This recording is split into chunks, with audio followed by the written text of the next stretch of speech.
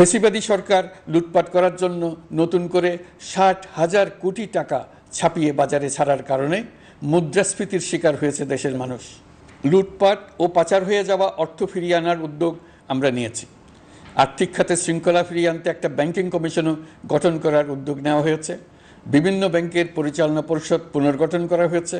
Banking খাতে এই এক মাসে বিরাট পরিবর্তন এসেছে, আপনারা নিশ্চয়ই সেটা লক্ষ্য করেছেন। আমরা এই খাতে নিয়মনীতি প্রতিষ্ঠা করতে পেরেছি। মার্কিন ডলারের বিপরীতে টাকার বিনিময় হার স্থিতিশীল রাখার লক্ষ্যে বৈদেশিক মুদ্রার বিনিময় হারকে বাজার ভিত্তিক করা হয়েছে। কালো টাকা সাদা করার অনৈতিক অনুমতি বাতিল করা হয়েছে। বৈদেশিক মুদ্রার রিজার্ভ বৃদ্ধি করতে বিভিন্ন উন্নয়ন সহযোগীদের কাছ থেকে বাজেট সাপোর্ট চাওয়া হয়েছে। আন্তর্জাতিক মুদ্রা তহবিল থেকে অতিরিক্ত ৩ বিলিয়ন মার্কিন ডলার, বিশ্বব্যাংক থেকে অতিরিক্ত ১ বিলিয়ন ডলার, জাইকা থেকে অতিরিক্ত ১ বিলিয়ন মার্কিন ডলার প্রদানের অনুরোধ করা হয়েছে। বৈদেশিক মুদ্রার রিজার্ভের উপর চাপ কমানোর লক্ষ্যে রাশিয়া এবং চীন থেকে প্রাপ্ত ঋণের সুদের হার কমানো এবং ঋণের মেয়াদ বৃদ্ধির জন্য অনুরোধ জানানো হয়েছে। পাইপলাইনে থাকা ৪৮ বিলিয়ন মার্কিন ডলার বৈদেশিক সহায়তা ব্যবহারের উদ্যোগ নেওয়া হয়েছে।